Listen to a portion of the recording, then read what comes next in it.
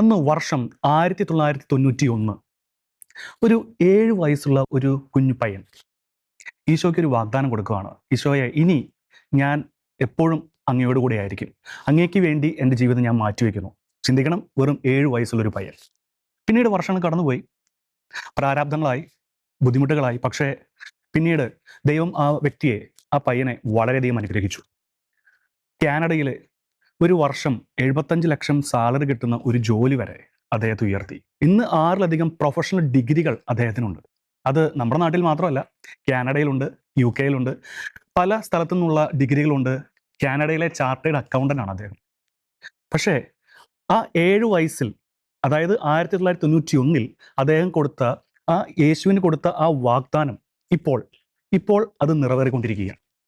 അതിനുവേണ്ടി സർവ്വതും ത്യജിച്ച് യേശുവിനെ സ്വന്തമാക്കുവാൻ യേശുവിന് വേണ്ടി സർവ്വതും ത്യജിച്ച് ലോകത്തിലേക്ക് ഇറങ്ങിയ ഒരു വ്യക്തിത്വത്തെയാണ് ഷെക്കീന ന്യൂസ് ടിവിയിലൂടെ ഇന്ന് പ്രേക്ഷകർക്ക് മുമ്പിൽ എത്തിക്കുന്നത്. മുമ്പ് പറഞ്ഞിരുന്ന പോലെ 7 വയസ്സിൽ സ്വന്തം ജീവിതം ക്രിസ്തുവിന് സമർപ്പിച്ച ഒരു വലിയ വ്യക്തിത്വമാണ് നമ്മുടെ മുമ്പിലായിരിക്കുന്നത്. ഇന്ന് ഒരു ഡിജിറ്റൽ ശൃംഖല തന്നെ തയ്യാറാക്കിക്കൊണ്ടിരിക്കുന്ന ഒരു ശ്രേണിയിലാണ്, അല്ലെങ്കിൽ ഒരു പരിശ്രമത്തിന് നടുവിലാണ് അദ്ദേഹത്തിൻ്റെ പേര് ജോൺ ജോഫിൻ എന്നാണ്. ജോഫിൻ ചേട്ടാ, ഷെക്കീന ടി വിയിലേക്ക്, ഈ പ്രോഗ്രാമിലേക്ക് സ്വാഗതം ചെയ്യും. Thank you. ചേട്ടനെ പറ്റി ഒന്ന് രണ്ടു വാക്കൊന്ന് പറയാമോ? എൻ്റെ പേര് ജോൺ ജോഫിൻ. ഞാൻ കൊച്ചിയിലാണ് ജനിച്ചതും വളർന്നതും കൊച്ചിയിലാണ്. കൊച്ചി രൂപതയുടെ കീഴിലുള്ള മുണ്ടമ്പേലി എന്ന് പറഞ്ഞൊരു സ്ഥലത്താണ് ഞാൻ ജനിച്ചതും വളർന്നതും. അതിനുശേഷം ഇപ്പോൾ കഴിഞ്ഞ 14 വർഷങ്ങളായിട്ട് കാനഡയിലാണ് താമസിക്കുന്നത്.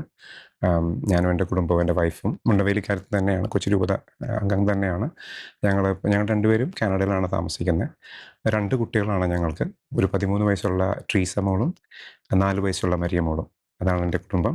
പിന്നെ എൻ്റെ അപ്പച്ചനും അമ്മച്ചിമാരും എൻ്റെ കൂടെ കാനഡയിലുണ്ടായിരുന്നു. ഇപ്പോൾ അവർ ഇവിടെ കൊച്ചിയിലാണ്. ഞങ്ങളുടെ ആസ്ഥാനം ഞങ്ങൾ എടക്കൊച്ചി എന്ന് പറഞ്ഞ സ്ഥലത്താണ് താമസിക്കുന്നത്. ഞങ്ങളുടെ വീട് അവിടെയാണ്, എടക്കൊച്ചിയിലെ സെയിൻറ്റ് ലോറൻസ് ചർച്ചാണ് ഞങ്ങളുടെ ഇടവക. കാനഡയിൽ ഞങ്ങൾ താമസിക്കുന്നത് ആർച്ച് ഡയസ് ഓഫ് എഡ്മണ്ടിൻ്റെ കീഴിലുള്ള സെയിൻറ്റ് മാർട്ടിൻ ഓഫ് ടൂൾസ് എന്ന് പറയുന്ന വെഗ്രവൽ എന്ന് പറഞ്ഞൊരു ചെറിയ ഗ്രാമത്തിലാണ് താമസിക്കുന്നത്. ഓക്കെ. ചേട്ടനിൽ അറിയാൻ കഴിഞ്ഞത് വർഷങ്ങൾക്ക് മുമ്പ്, ഏകദേശം ഒരു 10-30 വർഷങ്ങൾക്ക് മുമ്പ് അല്ലേ? തീർച്ചയായിട്ടും ഈശോയ്ക്ക് ഒരു വാഗ്ദാനം കൊടുത്തിരുന്നു. ഞാൻ യേശുവിന് വേണ്ടി ജോലി ചെയ്യാം, അല്ലെങ്കിൽ യേശുവിൻ്റെ സ്വന്തമാകാം. അങ്ങനെ ഒരു വാഗ്ദാനം കൊടുത്തിരുന്നു. എന്താണ് അങ്ങനെ ഒരു വാഗ്ദാനം കൊടുക്കാൻ കാരണം? അതിൻ്റെ പിന്നിലുള്ള ചിന്തകൾ അല്ലെങ്കിൽ ചേതോവികാരം ഒക്കെ എന്തായിരുന്നു? അതൊരു കുട്ടിക്കാലത്തിൻ്റെ ഒരു ഓർമ്മയാണ്. എനിക്ക് 30 വർഷം എന്ന് പറഞ്ഞല്ലേ, എനിക്കിപ്പോൾ 42 വയസ്സുണ്ട്. അപ്പോൾ ഇത് ഈ പറയുന്നത് എനിക്കൊരു 7 വയസ്സ്, ഏകദേശം 7 വയസ്സ് പ്രായമുള്ള, അപ്പോൾ 2ാം ക്ലാസ്സിൽ പഠിക്കുമ്പോഴാണ്. അപ്പോൾ പറഞ്ഞു വരുമ്പോൾ ഏകദേശം 35 വർഷം മുകളിൽ പഴക്കമുള്ളൊരു ഓർമ്മയാണത്. ആ ഓർമ്മ ഇതാണ്: എനിക്ക് പഠിക്കണം എന്നുള്ള ഭയങ്കര ആഗ്രഹമായിരുന്നു കുഞ്ഞുനാളിൽ. അതിന് പ്രത്യേക കാരണങ്ങളുണ്ടായിരുന്നു. പക്ഷെ അതിൻ്റെ ഒരു ബാക്ക്ഗ്രൗണ്ട് പറയുകയാണെങ്കിൽ, എൻ്റെ അപ്പച്ചനൊരു മരപ്പണിക്കാരനാണ്. എൻ്റെ അമ്മച്ചി ഒരു സാധാരണ വീട്ടമ്മയാണ്. എൻ്റെ അപ്പച്ചൻ്റെ ഒരു 37 ദിവസക്കൂലിയുള്ള ഒരു സാധാരണ മരപ്പണിക്കാരനായിരുന്നു. എൻ്റെ അമ്മച്ചിക്കും പ്രാഥമിക വിദ്യാഭ്യാസം മാത്രമേ ഉള്ളൂ, 2ാം ക്ലാസ്സിൻ്റെ വിദ്യാഭ്യാസമേ ഉള്ളൂ. അപ്പോൾ അങ്ങനെ ഇരിക്കെ പഠിപ്പിക്കാൻ ആരും ഇല്ലായിരുന്നു. അപ്പോൾ എനിക്ക് ഭയങ്കര ഇഷ്ടമായിരുന്നു പഠിക്കണമെന്ന്. കുഞ്ഞുനാളിൽ ഭയങ്കര ആഗ്രഹമായിരുന്നു പഠിക്കണമെന്ന്. അപ്പോൾ ഈ ആഗ്രഹം അമ്മച്ചിയോട് ചെന്ന് പറയുമ്പോൾ അമ്മച്ചി പറയുന്നത്, പൊന്നുമോനെ, എനിക്കറിയില്ല കൊച്ചിനെ പഠിപ്പിക്കാൻ. അപ്പം എൻ്റെ ഒരു സങ്കടമാണ്. തൊട്ടടുത്തുള്ള വീടുകളിലൊക്കെ അമ്മമാർ കുട്ടികളെ പഠിപ്പിക്കാനായിട്ട് ഇരിക്കണതൊക്കെ കണ്ട് എനിക്ക് ഭയങ്കര കൊതി വരും, അവരൊക്കെ പഠിപ്പിക്കാൻ അവരുടെ അമ്മമാരുള്ളപ്പോൾ. അപ്പം ഞാൻ ആ ആഗ്രഹം എൻ്റെ അമ്മച്ചിയുടെ അടുത്ത് നിന്ന് പറയുമ്പോൾ അമ്മച്ചി കരഞ്ഞുകൊണ്ട് പറയും, കൊച്ചു പോയി പരിശുദ്ധ അമ്മയോട് പറ, എനിക്കറിയില്ല മോനെ പഠിപ്പിക്കാൻ. അപ്പോൾ എൻ്റെ ബുദ്ധി ഉറക്കാത്ത പ്രായം മുതൽ എൻ്റെ ഏറ്റവും വലിയ കൂട്ടുകാരനാണ് എൻ്റെ കുഞ്ഞീശോ. ഞാനൊരു സാധാരണ കത്തോലിക്ക കുടുംബത്തിൽ വളർന്ന കുട്ടിയാണ്. അപ്പോൾ സ്വാഭാവികമായിട്ടും തന്നെ പോലെയും എല്ലാവരെയും പോലെ തന്നെ കുഞ്ഞുനാൾ മുതൽ ഈശോയാണ് ഏറ്റവും ബെസ്റ്റ് കൂട്ടുകാരൻ എന്നാണ് പഠിച്ചത്. അപ്പോൾ ആ സ്നേഹത്തിൽ ഇപ്പോഴും ഈശോയുടെ അടുത്ത് പരിശുദ്ധ കുർബാനയിൽ പോകുന്ന, എല്ലാ ദിവസവും പോകുന്ന അപ്പൂപ്പനും അമ്മൂമ്മമാരും വീട്ടിലുള്ള ഒരു, സ്വാഭാവികമായിട്ടും ഞാനും എപ്പോഴും അങ്ങനെ പോകും. അപ്പോൾ ഈശോയോട് ചോദിച്ചാൽ എന്തും കിട്ടുമെന്നാണ് പഠിക്കുന്നത്. അപ്പോൾ ആ ധൈര്യത്തിൽ എൻ്റെ വീടിൻ്റെ അടുത്തുള്ള കുരിശുവരയിൽ പോയിട്ട്, വീടിൻ്റെ അടുത്ത് ഒരു കുരിശുവരയുണ്ട് മുണ്ടമ്പേരിയിൽ, സെയിൻറ്റ് മേരീസിൻ്റെ അമ്മയുടെ പേരിലുള്ള ഒരു കുരിശുവരയുണ്ട്. ആ കുരിശുവരയിൽ പോയിട്ട് അമ്മയുടെ രൂപത്തിൻ്റെ മുമ്പിൽ പോയിട്ട് ഒരുപാട് സങ്കടത്തോടെ അന്ന് ഞാൻ കരഞ്ഞു പറയുന്നത്, അമ്മൂമ്മയുടെ കൊന്തയാണ് എൻ്റെ കയ്യിലുണ്ടായിരുന്നത്. അപ്പോൾ ആ കൊന്തയായിട്ട് ഓടി ഞാൻ വൈകുന്നേരം ഒരു 6-6:30 മണിയാകുമ്പോൾ ചെന്ന് നിന്ന് കരഞ്ഞ് പറഞ്ഞത്, പരിശുദ്ധ അമ്മേ, ഞാൻ ഈശോയോടെ പറയണേ, ഈശോ എൻ്റെ ബെസ്റ്റ് ഫ്രണ്ടാണ്, ഈശോയെ, എൻ്റെ വീട്ടിലെ അടുത്തുള്ള എല്ലാ കൂട്ടുകാരെയും പഠിപ്പിക്കാൻ അവരുടെ അമ്മമാരുണ്ട്, എന്നെ പഠിപ്പിക്കാൻ ആരുമില്ല. ഇപ്പം ഞാൻ പേരെടുത്ത് പറയുകയാണെങ്കിൽ ഞാൻ പറയും, ജോയ്സിനെ പഠിപ്പിക്കാൻ ജോയ്സിൻ്റെ മമ്മിയുണ്ട്, ബ്രില്ലസിനെ പഠിപ്പിക്കാൻ ബ്രില്ലസിൻ്റെ മമ്മിയുണ്ട്, അജിലിനെ പഠിപ്പിക്കാൻ അജിലിൻ്റെ മമ്മിയുണ്ട്. അതൊക്കെ എൻ്റെ കൂട്ടുകാരുടെ പേരുകളാണ്. ഡാലിനെ പഠിപ്പിക്കാൻ ഡാലിയുടെ മമ്മി ടീച്ചറാണ്. എന്നെ പഠിപ്പിക്കാൻ ആരുമില്ല. എനിക്ക് ഈശോൻ്റെ അമ്മയെ ഒന്ന് കടം തരൂ, നിങ്ങൾ വന്ന് എന്നെ പഠിപ്പിക്കുവാണേ. ലോകത്തിൻ്റെ അറ്റം വരെ പോയിട്ട് ഞാൻ എല്ലാവരോടും ഈശോയെക്കുറിച്ച് പറയും, എല്ലാവരോടും പരിശുദ്ധ ജപമാല ചൊല്ലാൻ പറയും. ഞാനതെന്ന് പറയുമ്പോൾ എനിക്ക് 7 വയസ്സ് പ്രായം, 2ാം ക്ലാസ്സിൽ പഠിക്കുന്നു. എൻ്റെ അറിവ് ശരിയാണെങ്കിൽ എൻ്റെ അപ്പച്ചൻ ആലുവയിൽ പണിക്ക് പോകുന്നു എന്ന് എനിക്കറിയാം. അപ്പോൾ ഞാൻ കേട്ടിട്ടുള്ള ലോകത്തിൻ്റെ ഒരറ്റം എന്ന് പറയുന്നത് ആലുവയാണ്. മറ്റേ അറ്റം എന്ന് പറയുന്നത് എൻ്റെ അമ്മച്ചിയുടെ വീട് അരൂരാണ്. അരൂർ.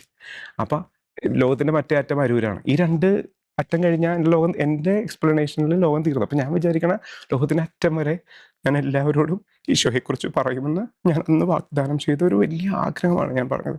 ഒറ്റ ആഗ്രഹമേ ചോദിച്ചുള്ളൂ, എനിക്ക് പഠിക്കണം. എങ്ങനെ വന്നാലും എന്നെ പഠിപ്പിക്കാനായിട്ട് ഈശോൻ്റെ അമ്മയെ വേണം. അത്ര തീവ്രമായ ആഗ്രഹമായിരുന്നു പഠിക്കണമെന്ന്. പക്ഷേ ഈ പ്രാർത്ഥനയെല്ലാം കഴിയുമ്പോൾ ഞാൻ വിചാരിക്കണം അപ്പം തന്നെ അത് ഇപ്പം ഞാൻ വളരെ സിമ്പിളായിട്ട് പറഞ്ഞു നമ്മുടെ സമയപരിമിതി കൊണ്ട്. പക്ഷെ വളരെ സങ്കടകരമായ ഒരു ദിവസത്തിൻ്റെ ഓർമ്മയിലാണ് ഞാനത് പറയുന്നത്. അതായത് പഠിക്കാൻ വേറെ ഒരു മാർഗ്ഗമില്ലേ. അപ്പം ഞാൻ ഈ കൊതിയോടെ ഈശോയോട് ചോദിച്ചപ്പോൾ ഈശോ എനിക്ക് തന്നൊരു ചിന്ത, അല്ലെങ്കിൽ അന്നത്തെ ആ ഒരു സമയത്ത് ഞാൻ വിചാരിച്ചു ഇപ്പം തന്നെ അത്ഭുതങ്ങൾ സംഭവിക്കും, പരിശുദ്ധമ്മ വരും എടുത്തുകൊണ്ട് പോകും മോനെ എന്നൊക്കെ വിചാരിച്ചു. പക്ഷെ അതൊന്നും സംഭവിക്കുന്നില്ല. പക്ഷേ വിട്ടുകൊടുക്കാനായിട്ട് മനസ്സുകൊണ്ട് തയ്യാറായില്ല. ഞാൻ അന്ന് മുതൽ പരിശുദ്ധമ്മയുടെ ജപമാല അമർത്തിപ്പിടിച്ചിരുന്നാണ് പഠിക്കാൻ തുടങ്ങിയത്. ആ പഠനം പിന്നെ തുടർന്നു. ഞാൻ സമയപരിമിതി കൊണ്ട് ഞാൻ പറയുകയാണെങ്കിൽ, ഇന്ന് എൻ്റെ പേര് കൂട്ടി വായിച്ച പോലെ താങ്കൾ പറഞ്ഞതുപോലെ എൻ്റെ പേര് John Jofin. CPA, CGA, ACCA, MBA, MCOM, BCOM, UGC നെറ്റും ഉണ്ട്. അതായത് ഞാൻ ചാർട്ടേഡ് അക്കൗണ്ടൻ്റ് ആണ് ഇംഗ്ലണ്ടിലും കാനഡയിലും. MBA ഉണ്ട് അവിടെ നിന്ന്, ഇംഗ്ലണ്ടിൽ നിന്ന്. ഇവിടെ നിന്ന് MCOM, BCOM. ഇതൊന്നും പഠിക്കാനോ അറിയോ ഒന്നും എനിക്കില്ലായിരുന്നു. എൻ്റെ കയ്യിൽ പരിശുദ്ധമ്മയുടെ ജപമാല അന്നും ഉണ്ടായിരുന്നുള്ളൂ, ഇന്നും ഉള്ളൂ. I start every day with rosary. പരിശുദ്ധമ്മയുടെ ജപമാലയിലാണ് എൻ്റെ എല്ലാ ദിവസവും ആരംഭിക്കുന്നത്. പരിശുദ്ധ ദിവ്യകാരുണ്യമാണ് എൻ്റെ ഏറ്റവും വലിയ ലഹരി.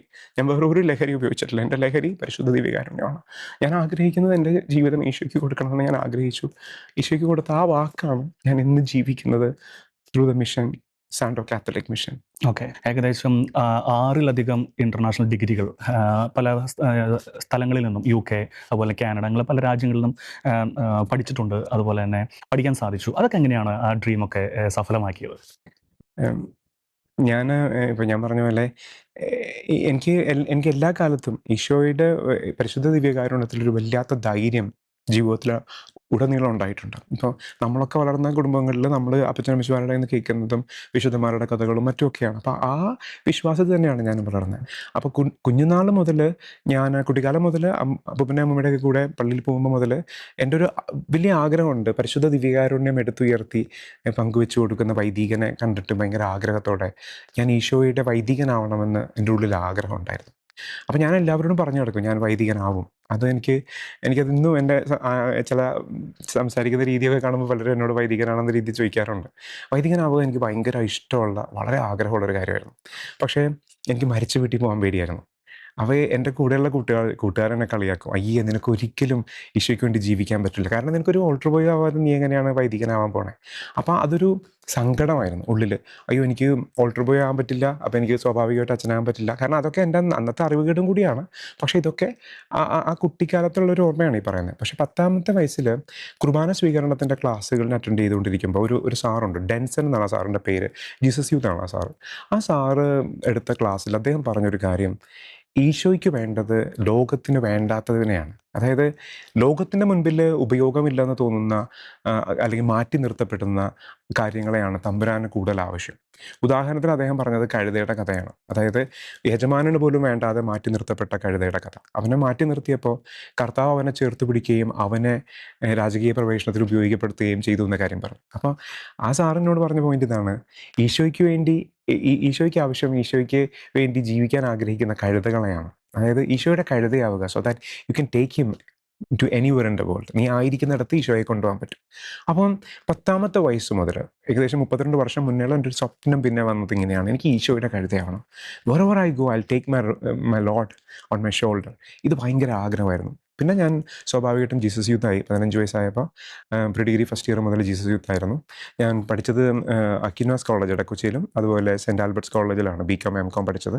ആദ്യം പ്രീ ഡിഗ്രി അക്വിനാസ് കോളേജിലായിരുന്നു. അപ്പോൾ ആ സമയം മുതൽ ഞാൻ ജീസസ് യൂത്തിൻ്റെ പ്രവർത്തനങ്ങളിൽ വന്നു. അപ്പോൾ സ്വാഭാവികമായിട്ടും ആ ഒരു അപ്ബ്രിങ്ങിങ് വന്നപ്പോൾ തീവ്രമായ ആഗ്രഹം ഈശോയ്ക്ക് വേണ്ടി നമ്മളായിരിക്കുന്ന മേഖലയിൽ ജീവിക്കുക, ഈശോയ്ക്ക് വേണ്ടി ജീവിക്കുന്ന ഒരു കൂട്ടം ആളുകളോടൊപ്പം ആയിരിക്കുക എന്നുള്ളൊരു വലിയ സന്തോഷം, ആഗ്രഹമായിരുന്നു.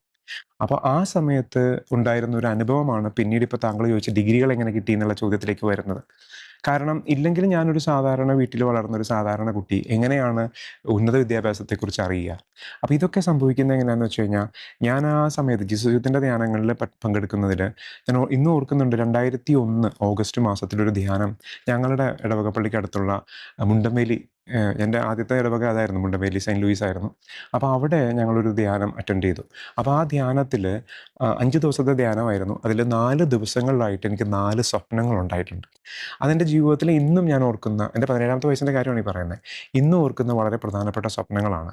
ആ സ്വപ്നങ്ങളിൽ ആദ്യത്തെ രാത്രി ഞാൻ കണ്ട സ്വപ്നം, ഞാൻ സെൻറ്റ് ആൽബർട്ട്സ് കോളേജിൻ്റെ മുകളിൽ അതായത് 2ാം നിലയിൽ നിന്ന് ഞാൻ ചുറ്റുപാത്രം കഴുകി ഇങ്ങനെ മാറി ആ ഓഫീസിന് മുമ്പിലുള്ളൊരു സ്പേസ് ഉണ്ട്. അപ്പോൾ അവിടെ നിന്ന് ആ കോറിഡോറിലൂടെ നടക്കുമ്പോൾ ഞാൻ പരിശുദ്ധ അമ്മയെ അവിടെ ആകാശമേഘങ്ങളിൽ കാണുന്നു കുഞ്ഞീശോയോടൊപ്പം.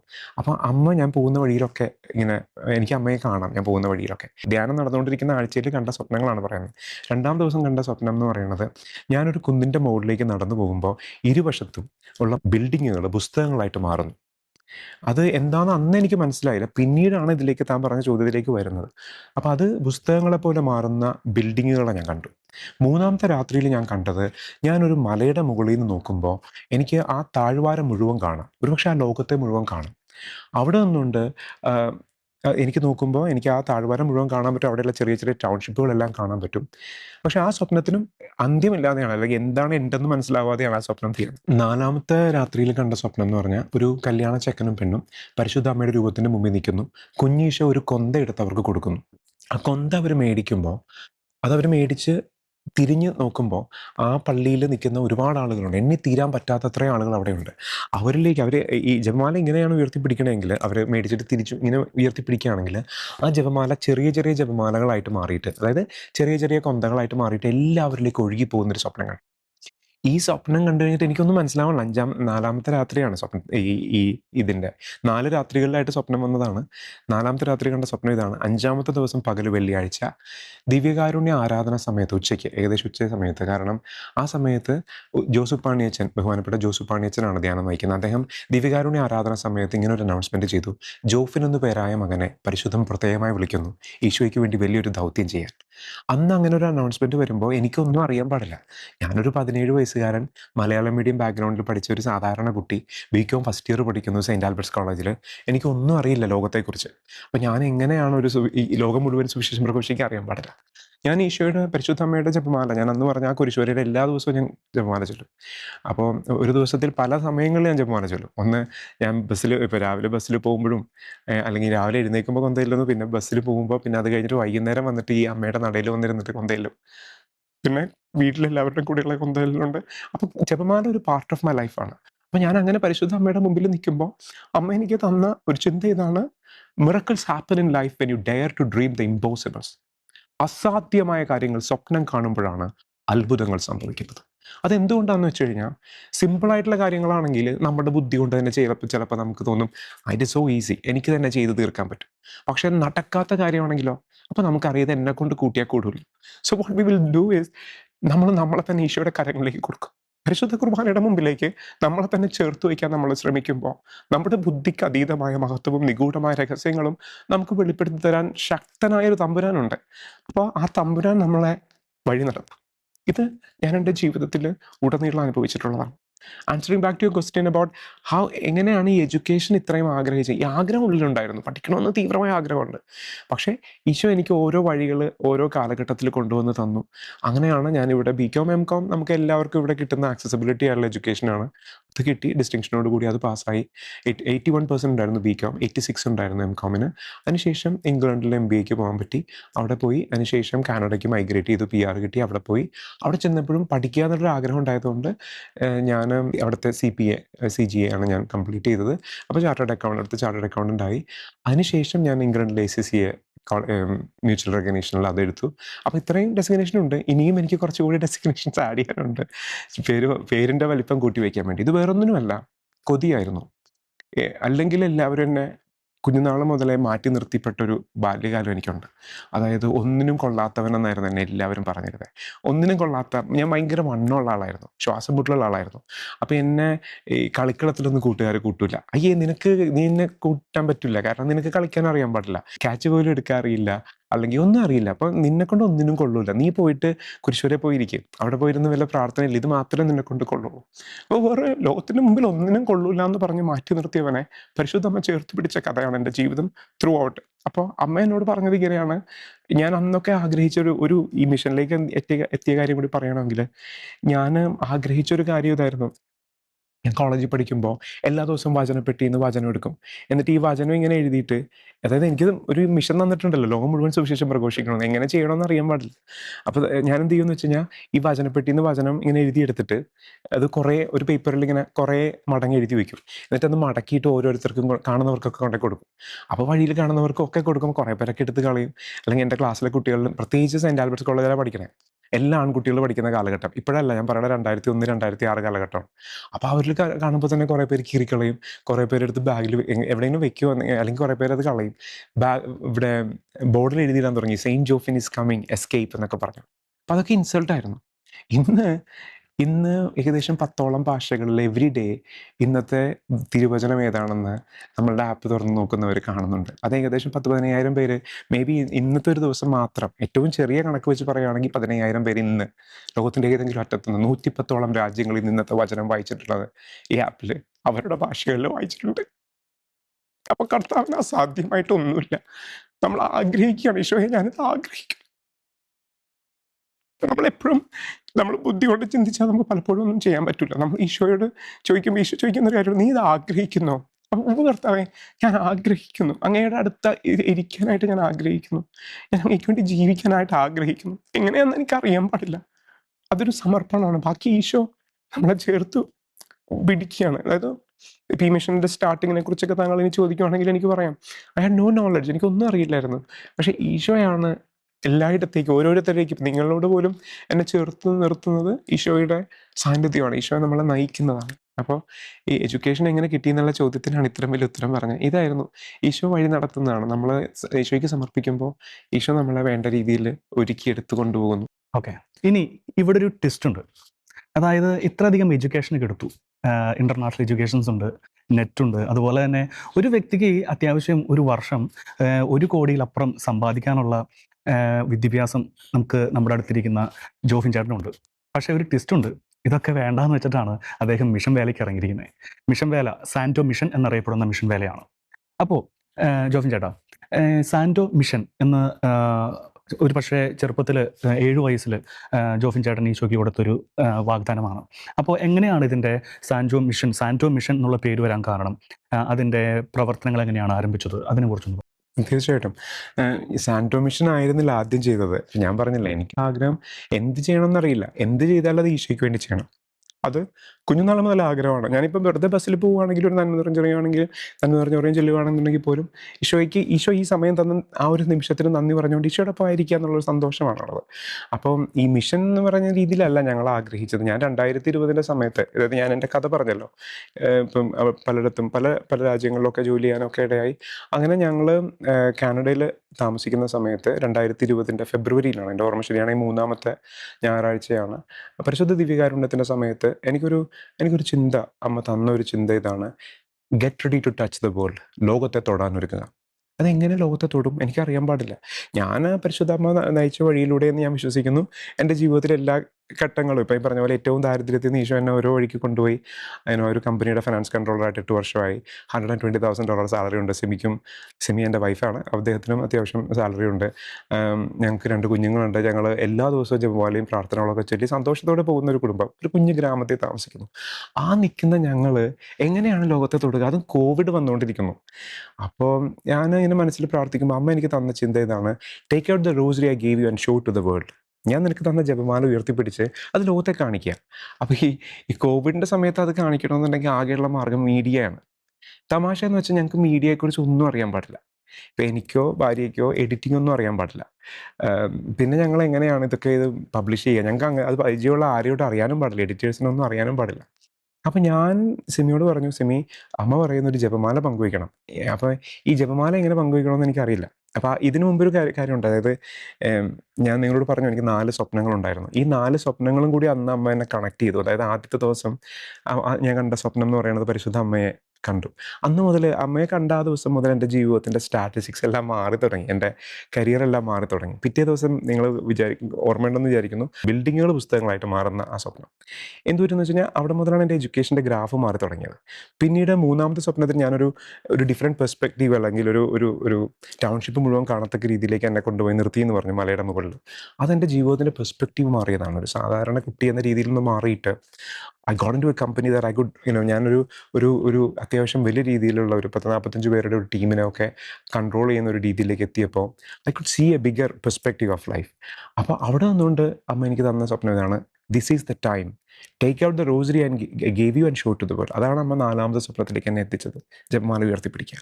അപ്പോൾ ഈ സമയത്ത് ഇതെല്ലാം കണക്റ്റഡ് ആണ്. പക്ഷേ പ്രാർത്ഥിക്കുമ്പോൾ ഇത് അറിയാൻ പാടില്ല ഇത് എങ്ങനെ ചെയ്യണമെന്ന്. അപ്പോൾ ഞങ്ങൾ കേട്ടിരിക്കുന്ന ഞങ്ങളുടെ ജീവിതത്തിൽ എല്ലാ കാലത്തിലും വിശുദ്ധന്മാരെ ഞങ്ങളെ വലിയ രീതിയിൽ സ്വാധീനിച്ചിട്ടുണ്ട്. പരിശുദ്ധ അമ്മ, കുഞ്ഞീശോ എന്ന് ഞങ്ങൾ പറയുന്നത്, ഞങ്ങളിപ്പോൾ നിങ്ങളുടെ മുമ്പിലാണ് അങ്ങനെ പറയുന്നത്, അല്ലെങ്കിൽ ഞാൻ അമ്മ എന്നാണ് പറയുന്നത്. അമ്മയും കുഞ്ഞീശോയും അപ്പയുമാണ്. വിശുദ്ധ ഔസേപ്പ് പിതാവിനെ അപ്പയെന്നാണ് വിളിക്കുന്നത്. കാരണം ഞാൻ കൊച്ചിക്കാരനാണ്. കൊച്ചിയിൽ നിങ്ങൾക്ക് ഒരുപക്ഷെ അറിയാം, കൊച്ചി രൂപതയുടെ മധ്യസ്ഥൻ, പ്രത്യേക മധ്യസ്ഥൻ വിശുദ്ധ ഔസേപ്പ് പിതാവാണ്. പിന്നെ ഞാനൊരു മരപ്പണിക്കാരൻ്റെ മകനാണ്. സ്വാഭാവികമായിട്ടും വിശുദ്ധ ഔസേപ്പ് പിതാവ് എൻ്റെ ജീവിതത്തിൽ വലിയ സ്വാധീനമുള്ള ആളാണ്. ഈ അപ്പയാണ് ഞങ്ങളുടെ മിഷൻ്റെ എല്ലാത്തിൻ്റെയും ഇപ്പോൾ യൂണിവേഴ്സൽ പേട്രൺ എന്ന് പറയുന്നത് സെയിൻറ്റ് ജോസഫാണ്, ഈ സാന്റോ മിഷൻ്റെ.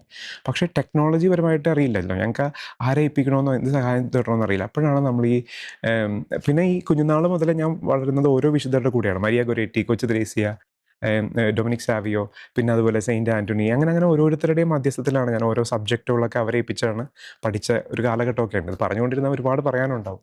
പക്ഷേ ടെക്നോളജി പരമായ കാര്യങ്ങൾ പറയാനായിട്ട് എനിക്ക് ആരും ഇല്ലായിരുന്നു ആ സമയം വരെ. അപ്പോഴാണ് ബ്ലെസ്ഡ് കാർലോ അക്വിറ്റസിനെ കുറിച്ച് കേട്ടത്. അപ്പോൾ ഞാൻ എൻ്റെ ഡെസ്ക്ടോപ്പിൽ അദ്ദേഹത്തിൻ്റെ ചിത്രം സേവ് ചെയ്തിട്ടിട്ട് ഞാൻ പറഞ്ഞു, boss, I want to start where you stop. നിങ്ങൾ നിർത്തിയെടുത്തുനിന്ന് ഞാൻ തുടങ്ങാൻ പോവാം. പക്ഷേ ഒരു ട്വിസ്റ്റ് എന്താണെന്ന് വെച്ചാൽ എനിക്കൊന്നും അറിയാൻ പാടില്ല. സത്യമായിട്ട് എനിക്കൊന്നും അറിയില്ല. എനിക്ക് എഡിറ്റിങ്ങും അറിയാൻ പാടില്ല, ക്യാമറ അറിയില്ല, റെക്കോർഡിംഗ് അറിയില്ല, ഒന്നും അറിയില്ല. പക്ഷേ ഞാൻ എങ്ങനെ ഇത് ചെയ്യും? ഇതൊരു വലിയ ആഗ്രഹമാണ്. അവിടുന്ന് അന്ന് മുതൽ ഇന്ന് വരെ സാന്റോ മിഷൻ്റെ ടെക്നോളജി പേട്രൺ എന്ന് പറയുന്നത് സെയിൻറ്റ് കാർലോ അക്വിറ്റസാണ്.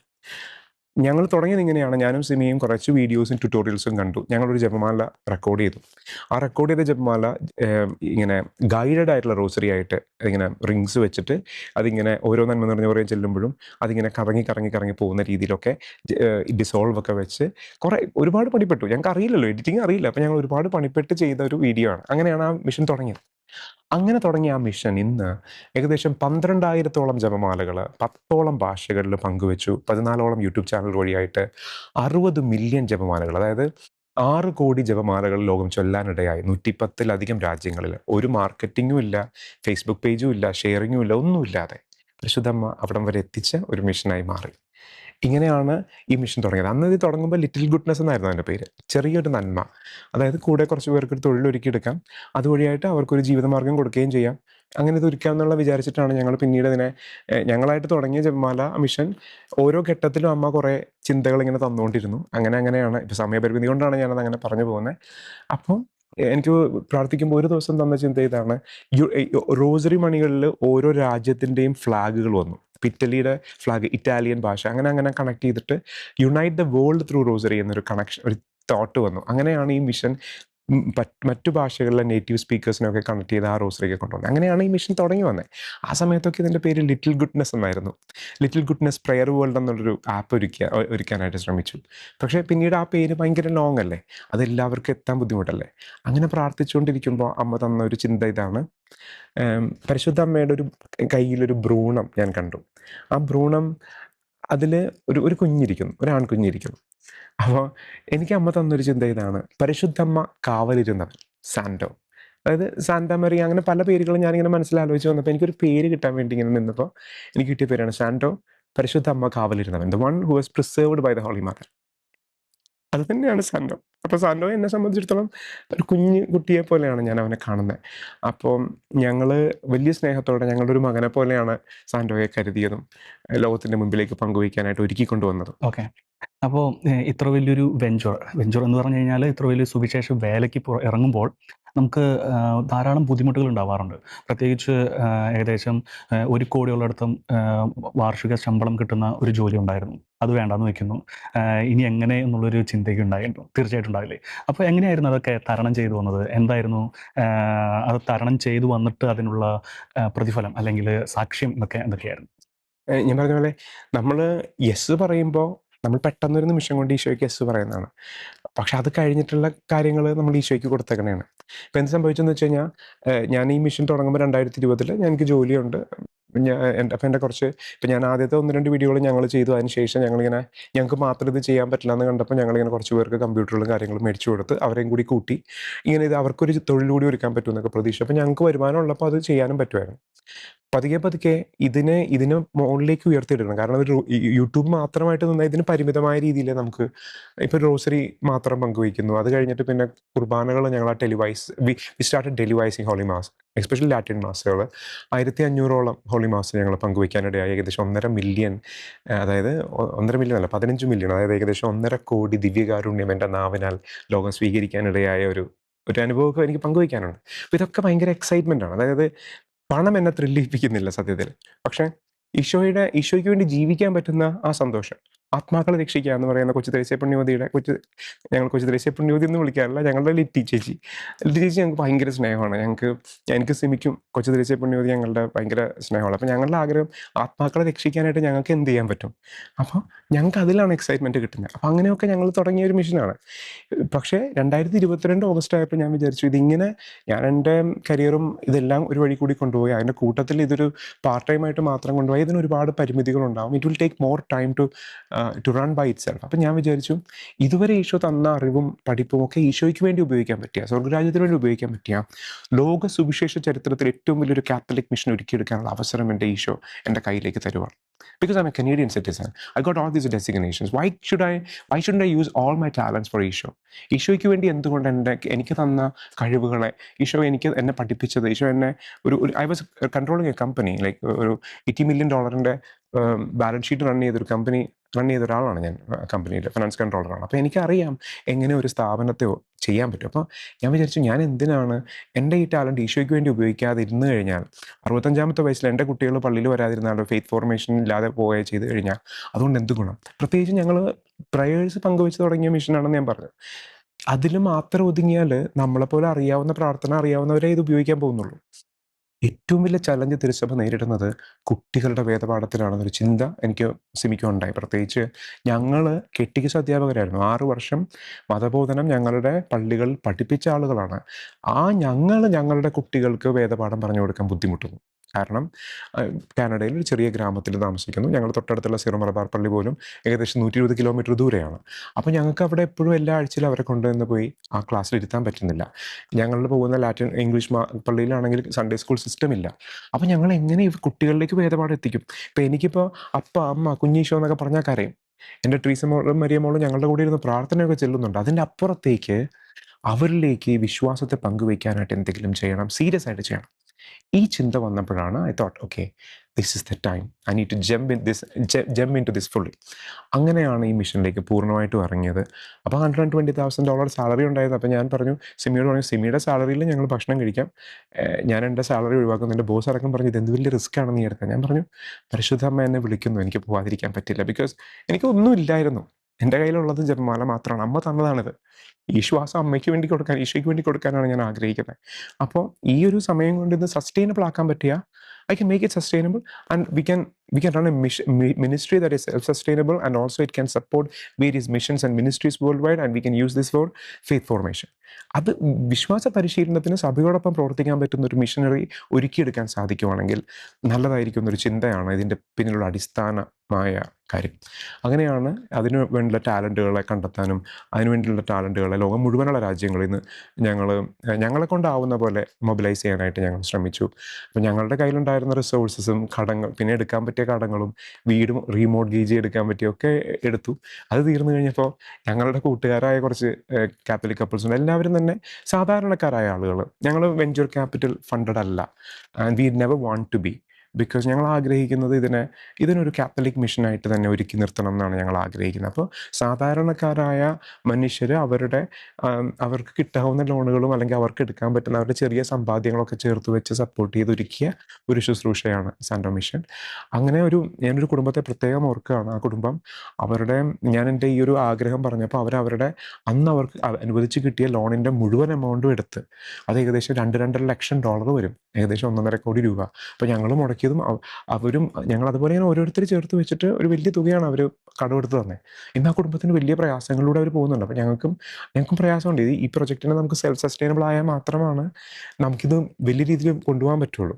പക്ഷെ എന്നിരുന്നാൽ പോലും ഞങ്ങളുടെ എല്ലാവരുടെയും പ്രാർത്ഥനയാണ്. കാരണം ഞങ്ങളുടെ ഈ കുടുംബം എന്ന് പറഞ്ഞ സാന്റോ മിഷൻ എന്ന് പറഞ്ഞ ഫാമിലിയിൽ ഇവിടെ മലയാളികൾ, ഇപ്പോൾ സെറോ മലബാറുകാരുണ്ട്, ലാറ്റിൻ ഡയോസിസ് എന്നുള്ളവരുണ്ട്, അതുകൂടാതെ ഫിലിപ്പീനോസ് ഉണ്ട്, സ്പാനിഷ് മെമ്പേഴ്സ് ഉണ്ട്, മെക്സിക്കൻസ് ഉണ്ട്, അങ്ങനെ പല ആളുകൾ, പോളിഷ് ഫാമിലീസ് ഉണ്ട്. ഇവരെല്ലാവരും ചേർന്ന് നിൽക്കുന്നത് ഈ ഒരൊറ്റ ഗോളിന് വേണ്ടിയിട്ടാണ്.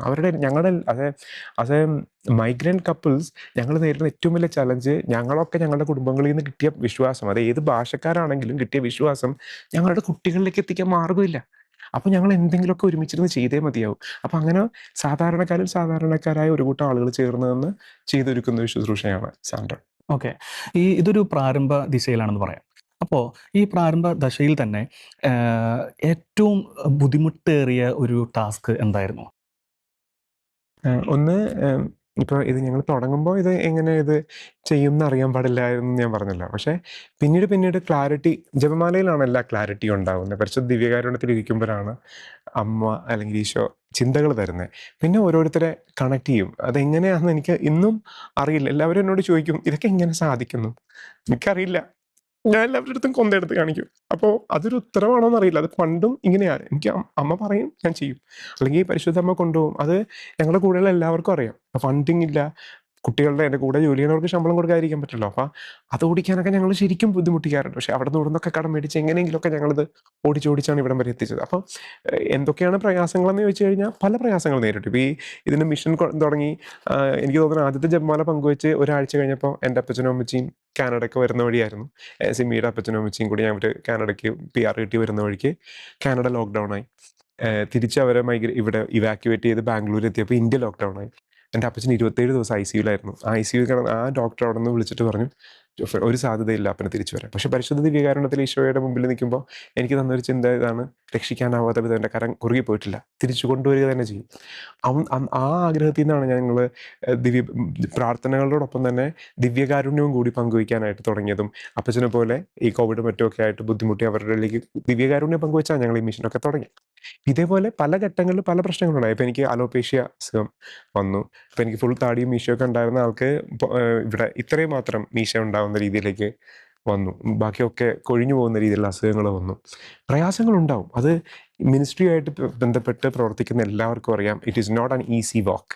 സ്ട്രഗിൾ ഉണ്ടാവും, ഫിനാൻഷ്യൽ സ്ട്രഗിൾ ഉണ്ടാവും, പെയിൻ ഉണ്ടാവും. പക്ഷെ എല്ലാ സ്ട്രഗിളും ഈശോയോടൊപ്പം ചേർന്ന് സഹിക്കുമ്പോൾ അത് നമുക്കൊരു വലിയ ആത്മീയമായൊരു ധൈര്യപ്പെടുത്തൽ എപ്പോഴും ഉണ്ടാവും. അപ്പോൾ അതുമായിട്ട് ചേർന്ന് നിൽക്കുന്നവരെല്ലാവരും കൂടി ഞങ്ങൾ ശക്തമായ ഒരു മധ്യസ്ഥ പ്രാർത്ഥന ടീം ഒക്കെ ചേർന്ന് പിടിച്ച് മുന്നോട്ട് പോകുമ്പോൾ ഇറ്റ് വിൽ മൂവ് ഓൺ. അങ്ങനെയാണ് സംഭവിക്കുന്നത്. പ്രയാസങ്ങളുണ്ടോ എന്ന് ചോദിച്ചാൽ തീർച്ചയായിട്ടും. പിന്നെ ഞങ്ങൾ ഉദ്ദേശിക്കുന്നത് ഈ കറക്റ്റ് ടാലൻ്റ് ആയിട്ടുള്ള കുട്ടികളെ കിട്ടാൻ, അതായത് ആത്മാർത്ഥമായിട്ടും ഈ ഒരു മിഷനിൽ പ്രവർത്തിക്കാൻ ആഗ്രഹിക്കുന്ന ആളുകളെ കണ്ടെത്തുക എന്ന് പറയുന്നതാണ് ഇനി ഞങ്ങളുടെ മുൻപിലുള്ള ഏറ്റവും പ്രധാനപ്പെട്ട കടമ്പ. അതായത് ഇതുവരെ ഞങ്ങൾ കൊണ്ടുവന്നത് വളരെ ചെറിയ ടീം മെമ്പേഴ്സ് ആയിരുന്നു. ഇപ്പോൾ ഒരു 10-12ഓളം പേരാണ് ഇവിടെ നമുക്ക് കേരളത്തിൽ നമ്മുടെ ടീം മെമ്പേഴ്സ് ആയിട്ടുള്ളത്. പലരും പല നാടുകളിൽ നിന്ന് വർക്ക് ചെയ്യുന്നവരാണ്. ഫിലിപ്പീൻസിൽ ഏകദേശം 10-12ഓളം പേരുണ്ട്, വെനിസ്വേലയിലുണ്ട്, മെക്സിക്കോയിലുണ്ട്. അങ്ങനെ പല രാജ്യങ്ങളിലും ഇതുപോലെയുള്ള വോയിസ് ഓവർ കോൺട്രാക്ടേഴ്സ്, അങ്ങനെ പല ആളുകളാണ് നമുക്കുള്ളത്. ഇനി ഞങ്ങൾ ആഗ്രഹിക്കുന്നത് ഓരോ നാട്ടിലും വളരെ വ്യക്തമായ ഒരു ടീമിനെ ഫോം ചെയ്യണം. അതിൽ ഏറ്റവും ആദ്യം ഞങ്ങൾ ഇതുവരെ ഔട്ട്സോഴ്സ് ചെയ്തിട്ടാണ് ഞങ്ങളുടെ ടെക്നോളജി പ്രൊജക്റ്റ്. ഇപ്പോൾ നിങ്ങൾ കാണുന്ന ആപ്പ് ഒരുക്കിയത് ഞങ്ങൾ ഇൻഫോ പാർക്കിലൊരു കമ്പനിക്ക് ഔട്ട്സോഴ്സ് ചെയ്ത പ്രൊജക്റ്റാണ്. അത് കഴിഞ്ഞിട്ട് ഇനി അത് നമ്മളുടെ സ്വന്തം ടീമിലേക്ക് കൊണ്ടുവരണം എന്ന് ആഗ്രഹിക്കണം. കാരണം ഒന്നാമത് ഓൺ ടൈമായിട്ട് ഈ പ്രൊജക്റ്റ് ഫിനിഷ് ചെയ്യണം എന്നുണ്ടെങ്കിൽ, അതുപോലെ ഫീച്ചേഴ്സ് നമുക്ക് നമ്മൾ ഒരു സാധാരണ കത്തോലിക്കന് വേണ്ട രീതിയിലുള്ള ഫീച്ചേഴ്സൊക്കെ കൊണ്ടുവരണമെങ്കിൽ കുറേ കൂടിയൊക്കെ ഈ ഒരു മേഖലയിൽ കൂടുതൽ ആഗ്രഹത്തോടെ പ്രവർത്തിക്കുന്ന ഒരു കൂട്ടം ആളുകളിലേക്ക് എത്തിയാലേ ഇത് നടക്കുള്ളൂ. അപ്പോൾ ഞങ്ങൾ അതാണ് ഇപ്പോൾ ആഗ്രഹിക്കുന്നത്. കൊച്ചി ബേസ് ചെയ്തുകൊണ്ട്, അല്ലെങ്കിൽ കേരളത്തിലെ എവിടെ ഒരു പർട്ടിക്കുലർ സ്ഥലത്ത് ബേസ് ചെയ്തുകൊണ്ട് നമ്മുടെ ടെക്നോളജി ടീമിനെ ഡെവലപ്പ് ചെയ്യണമെന്ന് ആഗ്രഹിക്കുന്നു. അത് ഒന്നാമത്തെ കാര്യം ഇതിൻ്റെ ഒരു എന്താ പറയുന്നത് ചലഞ്ചസ് എന്ന് പറഞ്ഞപ്പോൾ അത് ഒരു ടീമിനെ ഫോം ചെയ്യാൻ ഞങ്ങൾ ആഗ്രഹിക്കുന്നു. പിന്നെ ചർച്ചസിൻ്റെ മറ്റു റെപ്രസെൻറ്റേറ്റീവ്സും ക്ലർജി അഡ്മിൻ പാനലൊക്കെ കൊണ്ടുവന്ന് കഴിയുമ്പോൾ ഇതിൻ്റെ മെജിസ്റ്റർ അഡ്ഹറൻസ്, അതായത് എന്താ പറയുന്നത് ചർച്ചിൻ്റെ കാത്തലിക് ടീച്ചിങ്സുമായിട്ട് കംപ്ലീറ്റ് കംപ്ലയൻസ് ഉള്ള മൊഡ്യൂളുകൾ ഡെവലപ്പ് ചെയ്യണം. എസ്പെഷ്യലി ചിൽഡ്രൻസ് ഫെയ്ത്ത് ഫോർമേഷൻ എന്ന് പറഞ്ഞ ആനിമേഷൻ അടക്കമുള്ള കാര്യങ്ങൾ ചെയ്യുക എന്ന് പറയുന്നത് ഭയങ്കരമായ കോസ്റ്റുള്ള പ്രോജക്റ്റാണ്. അതൊരു ചെറിയ പ്രോജക്റ്റ് അല്ല.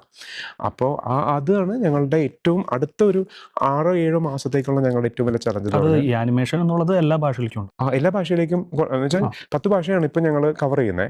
അപ്പോൾ ഇനി അത് കഴിഞ്ഞിട്ട് ഒരു മിനിമം ഒരു 25 ഭാഷകളിലെങ്കിലും ഈ വർഷം തന്നെ ജപമാല അടക്കമുള്ള മറ്റു പ്രാർത്ഥനകൾ കൊണ്ടുവരണം എന്ന് ഞങ്ങൾ ആഗ്രഹിക്കുന്നു. 25 ഭാഷകളെങ്കിലും 50ഓളം ഭാഷകളാണ് ഞങ്ങൾ ആഗ്രഹിക്കുന്നത്.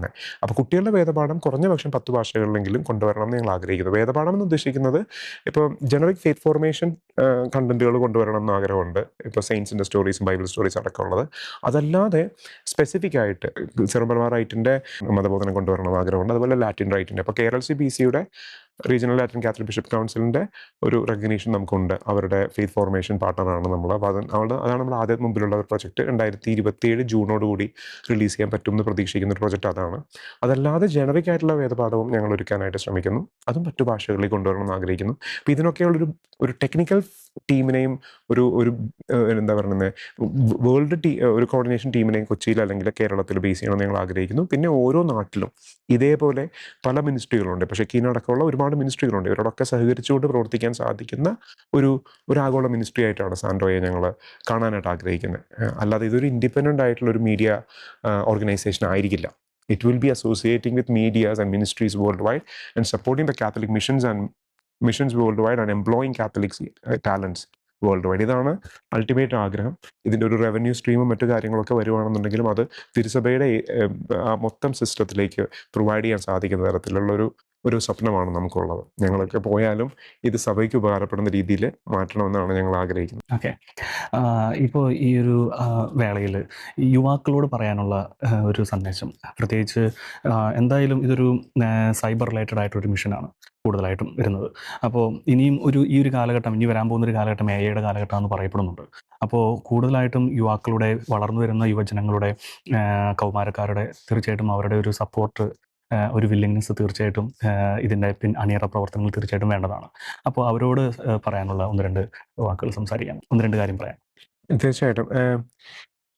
ഞാനിപ്പോൾ താങ്കളെ ചോദിച്ച ചോദ്യം എനിക്ക് തോന്നുന്നു ഒരു 22 വർഷം, ഇപ്പം എനിക്ക് 42 വയസ്സുണ്ട്. അപ്പോൾ ഏകദേശം ഒരു 22 വർഷം മുന്നേ എന്ന് പറഞ്ഞാൽ ഒരു 20 വയസ്സിൻ്റെയൊക്കെ സമയത്ത് ജീസസ് യൂത്തിൽ ഞാൻ വലിയ രീതിയിൽ ആക്റ്റീവ് ആയിരുന്ന സമയത്ത് ഞങ്ങളുടെ കൂട്ടത്തിലുണ്ടായിരുന്ന ഒരു ചേട്ടൻ പറഞ്ഞ ഒരു കഥയുണ്ട്. സെബാസ്റ്റ്യൻ എന്ന് പറഞ്ഞൊരു ബ്രദറാണ്. അദ്ദേഹം അന്ന് ക്രിസ്റ്റീനിലൊക്കെ ധ്യാനത്തിലൊക്കെ പ്രസംഗിക്കുന്ന ചേട്ടനാണ്. ഈ എൻ്റെ ജീവിതത്തെ സ്വാധീനിച്ചത് ഇനി പറയാൻ പോകുന്ന ആ ഒരു എക്സ്പീരിയൻസ് ആണ്. അതായത് ഈ പറഞ്ഞ സെബാസ്റ്റ്യൻ ചേട്ടൻ ക്രിസ്റ്റീനിലെ ധ്യാനം നയിക്കുന്ന ഒരാളായിരുന്നു. അപ്പോൾ 5 ദിവസം ധ്യാനം കഴിഞ്ഞിട്ട് കുട്ടികളോടെല്ലാവരോടും 10 വയസ്സ് 12 വയസ്സ് താഴെയുള്ള കുട്ടികളോടെല്ലാവരോടുമായിട്ട് ആ ബ്രദർ ചോദിച്ചു, മക്കളെ, നിങ്ങൾ കഴിഞ്ഞ 5 ദിവസങ്ങളായിട്ട് ഈശോയെക്കുറിച്ച് കേട്ടു. ഈശോ നമുക്ക് വേണ്ടി പീഡകൾ സഹിച്ചു, മരിച്ചു, ഉയർത്തെഴുന്നേൽക്കപ്പെട്ടു, നമ്മളെ രക്ഷിച്ചു എന്നൊക്കെ കേട്ടല്ലോ. ഇനി നിങ്ങൾ പറയൂ, നിങ്ങൾ എത്ര പേര് ഈശോയ്ക്ക് വേണ്ടി മരിക്കാൻ തയ്യാറാണ്? അപ്പോൾ അതിൽ ഓരോരുത്തർ കൈ ഉയർത്തിയിട്ട് പറയും, ഞങ്ങളെല്ലാവരും ഈശോയ്ക്ക് വേണ്ടി മരിക്കാൻ തയ്യാറാണ്. അപ്പം ഈ ഒരു കുട്ടി മാത്രം അതിൽ നിന്ന് കൈ ഉയർത്തിയില്ല. അപ്പോൾ ഈ ബ്രദർ ചോദിച്ചു, എന്താ മക്കളെ, നീ മാത്രം എന്താണ് ഈശോയ്ക്ക് വേണ്ടി മരിക്കാൻ തയ്യാറാവാത്തത്? നീ വിശ്വസിക്കുന്നില്ല ഈശോ നിന്നെ സ്നേഹിക്കുന്നെന്നും നിനക്ക് വേണ്ടി മരിച്ചു, നിന്നെ രക്ഷപ്പെടുത്താൻ, നിന്റെ മോക്ഷത്തിന് വേണ്ടി ഉയർത്തെഴുന്നേൽപ്പിട്ടു എന്നൊക്കെ നീ കേട്ടില്ലേ? നീ എന്താണ് ഈശോയ്ക്ക് വേണ്ടി മരിക്കാൻ തയ്യാറല്ലേ എന്ന് ചോദിച്ചു. അപ്പോൾ അവള് പറഞ്ഞൊരു മറുപടി ഇതാണ്, ഞങ്ങളെല്ലാവരും ബ്രദറെ കഴിഞ്ഞ 5 ദിവസങ്ങളായിട്ട് കേട്ടുകൊണ്ടിരിക്കുന്നതാണ് ഈശോയെക്കുറിച്ച്, ഈശോയുടെ സ്നേഹത്തെക്കുറിച്ച്. ഇനി ഞങ്ങളെല്ലാവരും കൂടി നാളെ പോയി മരിക്കാൻ പോയാൽ മറ്റന്നാൾ ഒരാൾ വന്നിട്ട് ആരായിരുന്നു ഈശോ എന്ന് ചോദിച്ചാൽ പറഞ്ഞു കൊടുക്കാൻ ഒരാൾ ജീവിച്ചിരിക്കണ്ടേ? അതുകൊണ്ട് എനിക്ക് ഈശോയ്ക്ക് വേണ്ടി മരിക്കേണ്ട ബ്രദറെ, പകരം എനിക്ക് ഈശോയ്ക്ക് വേണ്ടി ജീവിച്ചാൽ മതി. അവളത് പറഞ്ഞത് ഞാനത് കേൾക്കുമ്പോൾ, അന്ന് എൻ്റെ 20ാമത്തെ വയസ്സ് ഞാനത് കേൾക്കുമ്പോൾ എനിക്ക് എന്തെന്നില്ലാത്തൊരു, ഞാൻ കേട്ട കഥയാണത്, ഞാൻ കണ്ട കഥയല്ല, അല്ലെങ്കിൽ നേരിട്ട് കണ്ടതല്ല. ഞാൻ ആ ബ്രദർ പറഞ്ഞു കേട്ട അനുഭവമാണ്. പക്ഷെ അതന്ന് ആ കുട്ടി ഇങ്ങനെ പറഞ്ഞു എന്ന് പറഞ്ഞ് കേട്ട ആ ഒരു ഓർമ്മ എനിക്ക് തന്ന ഒരു പവറുണ്ട് എൻ്റെ ഹൃദയത്തിലേക്ക്. അതായത് എനിക്ക് ഈശോയ്ക്ക് വേണ്ടി മരിക്കട്ടെ, എനിക്ക് ഈശോയ്ക്ക് വേണ്ടി ജീവിച്ചാൽ മതി. ഈശോയ്ക്ക് വേണ്ടി ജീവിക്കാൻ തയ്യാറാവുന്ന തലമുറയെ ഇന്നത്തെ സഭയ്ക്ക് ആവശ്യമുണ്ട്, ഇന്നത്തെ തിരുസഭയ്ക്ക് ആവശ്യമുണ്ട്. ഈശോയ്ക്ക് വേണ്ടി ജീവിക്കാൻ തയ്യാറാകുന്ന വിശുദ്ധന്മാരെ. ഈശോയ്ക്ക് വേണ്ടി അവരവരുടെ കഴിവുകളെ, അവരവർക്ക് തമ്പുരാൻ നൽകിയിരിക്കുന്ന ഓരോ താലന്തുകളെയും ഈശോയ്ക്ക് വേണ്ടി ഉപയോഗപ്പെടുത്താൻ ആത്മാർത്ഥമായിട്ട് ആഗ്രഹിക്കുന്ന യുവതി യുവാക്കളെ തിരുസഭയ്ക്ക് ഇന്ന് ആവശ്യമുണ്ട്. കാരണം അങ്ങനെ ചേർന്ന് നിന്നാൽ മാത്രമാണ് തിരുസഭയുടെ ഇനിയുള്ള ഈ കാലഘട്ടത്തിൽ ഏറ്റവും ചലഞ്ചിങ് ആയിട്ടുള്ള കാലഘട്ടത്തിലൂടെയാണ് നമ്മൾ പോയിക്കൊണ്ടിരിക്കുന്നത്. വിശ്വാസ പരിശീലനത്തിനും വിശ്വാസ സംരക്ഷണത്തിനും, പരിശീലനത്തിനൊപ്പം തന്നെ സംരക്ഷണത്തിനും ഏറ്റവും കൂടുതൽ ചലഞ്ചുകൾ നേരിടപ്പെടുന്ന ഒരു കാലഘട്ടത്തിലൂടെ നമ്മൾ കടന്നു പോകുന്നത്. അപ്പോൾ കുട്ടികൾ, യുവാക്കൾ, യുവതികൾ എല്ലാവരും അവരുടെ ടാലന്റുകൾ ഈശോയ്ക്ക് വേണ്ടി ഉപയോഗിക്കാനായിട്ട് സാധിക്കണം. അവിടെയാണ് സെയിൻറ്റ് കാർലോ അക്യൂട്ടീസിന്റെ ആ ഒരു ശ്രമത്തെ തിരുസഭ ഇത്രയധികം ഉയർത്തിപ്പിടിക്കുന്നതിന്റെ കാരണവും അത് തന്നെയാണ്. ഡിജിറ്റൽ ഇവാഞ്ചലൈസേഷൻ ഇന്നത്തെ കാലത്തിന്റെ ആവശ്യമാണ്. അത് നമുക്ക് മറച്ചു വയ്ക്കാൻ പറ്റില്ല. ഇന്നത്തെ കാലത്തിന്റെ അത്രയും സാധ്യത ഒരിക്കലും ഉണ്ടായിട്ടില്ല. അങ്ങനെയും ചിന്തിക്കാം. അതായത് ഇന്ന് നമ്മളൊരു നല്ലൊരു റീല് പരിശുദ്ധ കുർബാനയെക്കുറിച്ച് ഇട്ടാൻ സാധിച്ചാൽ ചിലപ്പോൾ ഒട്ടും പ്രതീക്ഷിക്കാത്ത രാജ്യത്തു നിന്ന് ഒരാളായിരിക്കും അത് ഉപയോഗിക്കുന്നത്. കാരണം ഞങ്ങൾ പരിശുദ്ധ ദിവ്യകാരുണ്യം തുടങ്ങിയ സമയത്ത് അത് ഞങ്ങൾക്ക് വന്ന മെസ്സേജുകളും ഒക്കെ ഞാനിപ്പോഴും ഓർക്കുന്നുണ്ട്. താങ്കൾ എന്നോട് ചോദിച്ചില്ലേ എന്തായിരുന്നു ഇതിൻ്റെ ഇമ്പാക്റ്റ് എന്ന്. ബ്രസീലിലെ ഒരു എണ്ണക്കപ്പലിൽ ജോലി ചെയ്യുന്ന ഒരു മലയാളി ചേട്ടൻ, ആ ചേട്ടൻ ഞങ്ങളെ വിളിച്ചു. ഞങ്ങൾ നമ്പർ കിട്ടിയിട്ട് എവിടെ നിന്നൊക്കെയോ നമ്പർ എടുത്തിട്ട് വിളിച്ചു. മക്കളെ, നിങ്ങൾ ചെയ്യുന്ന പ്രൊജക്റ്റ് വലിയൊരു കാര്യമാണ് ഹോളി മാസ്. അന്ന് ഹോളി മാസ് ഇത്രയൊന്നും ലൈവ് ഇല്ല. ഷെക്കീനയൊക്കെ ആ സമയത്തൊക്കെയാണ് തുടങ്ങുന്നത്. അപ്പോൾ ആ സമയത്ത് ആ ദിവ്യകാരുണ്യം അദ്ദേഹത്തിന് കിട്ടിയപ്പോൾ അത് ആ കപ്പലിൻ്റെ ഉള്ളിൽ നിന്ന്, ആ കടലിൻ്റെ ഉള്ളിൽ നിന്നാണ്, അത് കടലിടുക്കിലാണ് അദ്ദേഹം നിൽക്കുന്നത്. അവിടെ നിന്നുകൊണ്ട് അദ്ദേഹത്തിന് പരിശുദ്ധ കുർബാന അർപ്പിക്കാൻ പറ്റിയപ്പോൾ അദ്ദേഹത്തിന് കിട്ടിയ ഒരു സന്തോഷമുണ്ട്. അദ്ദേഹം വളരെ പ്രയാസപ്പെട്ട ഒരു സാഹചര്യത്തിലൂടെ കടന്നു പോകുന്ന സമയത്ത്. അതുപോലെ ആത്മഹത്യയുടെ പക്കത്ത് നിന്നവർ പരിശുദ്ധ ജപമാലയിലൂടെ തിരിച്ചു വന്ന കഥകളും എന്നോട് പറഞ്ഞിട്ടുണ്ട്. നമ്മളുടെ ഈ ഒരു മിഷന്റെ ഭാഗമായിട്ട്. ഇത് സാൻഡോ എന്ന് പറഞ്ഞാൽ ഏറ്റവും ചെറിയൊരു മിഷനാണെന്ന് ഓർക്കണം. അവിടെ അപ്പോൾ ഷാലോം എത്ര വലിയ ഇമ്പാക്റ്റ് ആയിരിക്കും ചെയ്തിരിക്കുന്നത്, ഷെക്കീന എന്ത് വലിയ ഇമ്പാക്റ്റ് ആയിരിക്കും ചെയ്തിരിക്കുന്നത്. ഇതുപോലെ ഓരോ മിനിസ്ട്രികളും എത്ര വലിയ ഇമ്പാക്റ്റ് ആയിരിക്കും ഈ കാലഘട്ടത്തിൽ ഡിജിറ്റൽ ഇവാഞ്ചലൈസേഷനിലൂടെ ആത്മാക്കളുടെ രക്ഷയ്ക്ക് വേണ്ടി ചെയ്യുന്നത്. അപ്പോൾ തീർച്ചയായിട്ടും ഇന്നത്തെ യുവാക്കന്മാർക്ക് ഈ മേഖല ഏറ്റവും നന്നായിട്ട് അറിയാവുന്നവർക്ക്, മീഡിയ അറിയാവുന്നവർക്ക് ഈശോയുടെ സ്വർഗരാജ്യത്തിന് വേണ്ടി വലിയ കാര്യങ്ങൾ ചെയ്യാൻ പറ്റുന്ന ഒരു കാലഘട്ടമാണത്. അപ്പോൾ ഈശോയ്ക്ക് വേണ്ടി ജീവിക്കാൻ തയ്യാറാവുന്ന എല്ലാവരും അവർക്ക് കൊണ്ട് എന്താണോ ചെയ്യാൻ പറ്റണേ, ചിലപ്പോൾ ഒരു ഇൻസ്റ്റാ പോസ്റ്റ് ആയിരിക്കും. എനിക്ക് ഈ പറയുന്നത്, എനിക്ക് ഇൻസ്റ്റ എങ്ങനെ ഉപയോഗിക്കേണ്ടെന്ന് പോലും അറിയാൻ പാടില്ല. ഞാൻ അത്ര ഔട്ട്ഡേറ്റഡ് ആണ്. 42 വയസ്സുള്ള ഞാൻ ഔട്ട്ഡേറ്റഡ് ആണ്. അപ്പോൾ 22 വയസ്സോ അല്ലെങ്കിൽ 19 വയസ്സുള്ള ആള് എത്രയോ മേളിലാണ് എന്നെക്കാളും. അപ്പോൾ അയാൾക്ക് ഈശോയെ കുറച്ചെങ്കിലും അറിയാൻ പറ്റിയ എത്ര ആളുകളിലേക്ക് എത്തിക്കാം. ഞാനെന്ന് പറയുന്നത് ഇപ്പോഴത്തെ രീതി പറഞ്ഞാൽ പ്രായമുള്ള ആളാണ്. എനിക്ക് ചെയ്യാൻ പറ്റുന്ന പരിമിതികളുണ്ട്. എന്നെക്കാളും വലിയ കാര്യങ്ങൾ ചെയ്യാൻ കുട്ടികൾക്ക് പറ്റും. അപ്പോൾ ഞങ്ങളും ആഗ്രഹിക്കുന്നത് അങ്ങനെയുള്ള ടാലന്റുകളെ ചേർത്ത് പിടിക്കുക എന്നുള്ളതാണ്. കാരണം അങ്ങനെയുള്ള ടാലന്റുകൾക്ക് ഒരു പ്രവർത്തിക്കാൻ ഒരു അവസരം ഒരുക്കിയെടുക്കുക എന്നുള്ളതാണ് ഞങ്ങൾ ആഗ്രഹിക്കുന്നത്. ഞാൻ ചെയ്തുകൊണ്ടിരുന്നൊരു കാര്യം പറയാം. ഇവിടെ ഞാൻ സെൻറ്റ് ആൽബർട്ട്സ് കോളേജിൽ നിന്ന് പോകുമ്പോഴൊക്കെ, അല്ലെങ്കിൽ എൻ്റെ വീട്ടിലേക്ക് പോകുമ്പോൾ ബസ്സിൽ ഞാൻ ജപമാല ഇങ്ങനെ ഉയർത്തി പിടിക്കും. ഞാൻ എവിടെ പോയാലും ജപമാല പിടിക്കും. ഇപ്പോൾ നിങ്ങൾ ചോദിച്ചില്ലേ എന്തുകൊണ്ടാണ് ഈ ജപമാല എപ്പോഴും പിടിക്കുന്നത്. അമ്മയുടെ കൈ പിടിക്കുന്ന പോലെയാണ് എനിക്ക് ജപമാല പിടിക്കുന്നത്. പരിശുദ്ധമ്മയുടെ കൈ പിടിക്കുന്ന പോലെയാണ് എനിക്ക് ജപമാല പിടിക്കുമ്പോൾ എനിക്ക് ധൈര്യമാണ്. ഞാൻ പ്രസംഗിച്ചോ അല്ലെങ്കിൽ ഇൻ്റർവ്യൂ ഒന്നും കൊടുത്ത് പരിചയമുള്ള ആളല്ല. എനിക്ക് ഈ മീഡിയയുടെ മുമ്പിൽ വരാനോ ഈ ലൈറ്റുകളിലേക്ക് മുമ്പിൽ ഇരിക്കാനോ ഭയമുള്ള ആളാണ്. ഞാനാണ് നിങ്ങളുടെ മുമ്പിൽ ഇരുന്ന് ഇത്രയും നേരം സംസാരിക്കുന്നത്. അപ്പോൾ അമ്മയുടെ കൈ പിടിക്കുന്ന പോലെ ഒരു ധൈര്യമാണ് എനിക്കുള്ളത്. അപ്പോൾ ഞാൻ ഈ വഴിയിലൂടെയൊക്കെ നടക്കുമ്പോഴൊക്കെ ഞാൻ കൊന്ത പിടിച്ച് നടക്കും. പലരും എന്നെ ചോദിക്കും എന്താ കൊന്ത പിടിച്ചേക്കണേ. ആ ചോദിക്കുന്നത് ചിലപ്പോൾ എനിക്കൊരു കഥ പറയാനൊരു കാരണമാവും. മനസ്സിലായില്ലേ? You living the life of sharing the faith. പേടിയില്ലാതെ, പേടിയൊക്കെ ഉണ്ടാവും, എന്നാലും എന്താ പറയുക, മറകളില്ലാതെ ആ വിശ്വാസം പ്രഖ്യാപിക്കാൻ കിട്ടുന്ന ഓരോ അവസരവും ഉപയോഗിക്കുക. ഇതാണ് ഇന്നത്തെ കാലത്തിന് ഏറ്റവും വലിയൊരു ആവശ്യം. അതാണെന്ന് ഞാൻ വിശ്വസിക്കുന്നത്. കാരണം പലർക്കും പേടിയാണ് ഞാൻ കത്തോലിക്കനാണെന്ന് പറയാൻ, അല്ലെങ്കിൽ നമ്മളുടെ മുമ്പിലിരിക്കുന്ന ഒരു ചെറിയ ബിരിയാണി പാത്രം നമ്മുടെ കയ്യിലിരിക്കുവാണെങ്കിൽ ഒരു പിതാവിനും പുത്രനും പറഞ്ഞിട്ട് നമ്മൾ ആ ഭക്ഷണം കഴിക്കാൻ മടി പിടിക്കുകയാണ്. എന്താ കാര്യം എന്നറിയോ? മറ്റുള്ളവർ നമ്മളെ എങ്ങനെ ജഡ്ജ് ചെയ്യുമെന്ന് വിചാരിച്ചിട്ട്. പക്ഷെ നമ്മൾ തമ്പുരാനെ പറയാണ്. അതുപോലെ തന്നെ നമ്മളെ തമ്പുരാനെ വാഴ്ത്താൻ കിട്ടുന്ന ഒരു സമയമല്ലേ, അപ്പോൾ അത് ഉപയോഗിക്കാൻ പാടില്ലേ? ഞാൻ ഈ അടുത്ത കാലത്ത് കണ്ട ഏറ്റവും വലിയ ടെസ്റ്റിമോണി ഇവിടെ വളരെ ധൈര്യത്തോടെ പറയാണ്.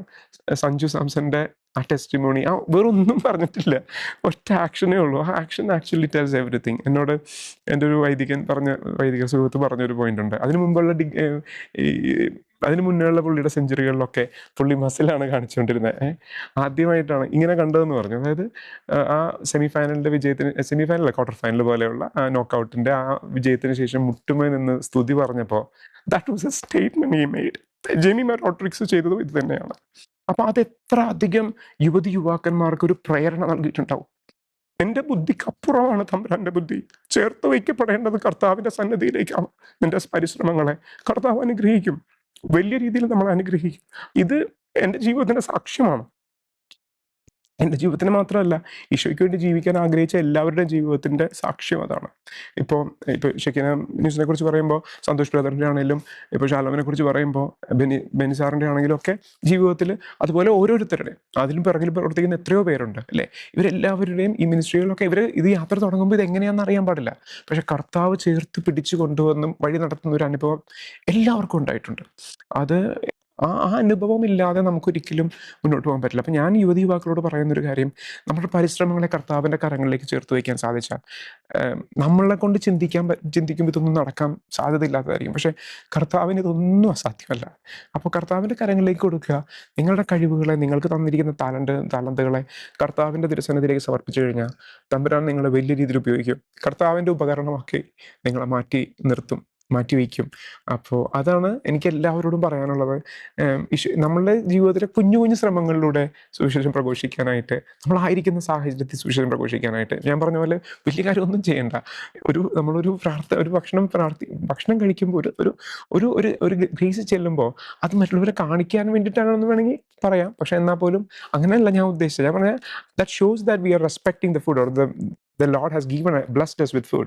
അതൊരു താങ്ക്ഫുൾനെസ് കാണിക്കുമ്പോൾ അത് മറ്റൊരാളെ ചിലപ്പോൾ ചിന്തിപ്പിച്ചെന്ന് വരാം. എനിക്ക് പറഞ്ഞുകൊണ്ടിരിക്കുകയാണെങ്കിൽ ഇതുപോലെ ഒരുപാട് കാര്യങ്ങൾ പറയാൻ പറ്റും. പക്ഷേ ധൈര്യത്തോടെ കർത്താവിന് വേണ്ടി ജീവിക്കാൻ തയ്യാറാവുന്ന ഒരു തലമുറയെ ഇന്നത്തെ തിരുസഭയ്ക്ക് ആവശ്യമുണ്ട്. ചേർത്ത് പിടിക്കപ്പെടേണ്ടത് അങ്ങനെയുള്ള ഓരോരുത്തരെയും ചേർത്ത് പിടിക്കുക എന്നുള്ളതാണ് സാന്റോ മിഷനിലൂടെ ഞങ്ങൾ ശ്രമിക്കുന്നത്. ഇത്ര നേരം നമ്മളോട് സംസാരിച്ചിരുന്ന ജോഫിൻ ചേട്ടൻ ജീവിതത്തിലെ വളരെ സുപ്രധാനമായ കാര്യങ്ങളാണ് സംസാരിച്ചത്. പ്രത്യേകിച്ച് 7-ാം വയസ്സിൽ 1991 കാലഘട്ടത്തിൽ എടുത്ത ഒരു തീരുമാനത്തിൻ്റെ പൂർത്തീകരണം എന്നോണമാണ് ഈ ഒരു ആരംഭദശയിലേക്ക് സാന്റോ മിഷൻ എത്തിയിരിക്കുന്നത്. ഇത് വളരെ ഉയരങ്ങളിലേക്ക് എത്തട്ടെ. തീർച്ചയായിട്ടും ജോഫിൻ ചേട്ടനിലൂടെ കർത്താവ് ലോകമെങ്ങും സുവിശേഷം എത്തിക്കട്ടെ. മാത്രമല്ല ദൈവത്തിൻ്റെ ഒരു ധീര പടയാളിയായി ക്രിസ്തുവിന് വേണ്ടി ജീവിച്ചു, എൻ്റെ ഓട്ടം പൂർത്തിയാക്കി എന്ന് ജോഫിൻ ചേട്ടന് അവസാനം പറയാൻ സാധിക്കട്ടെ എന്ന് ആശംസിക്കുന്നു. താങ്ക് യു ജോഫിൻ ചേട്ടാ.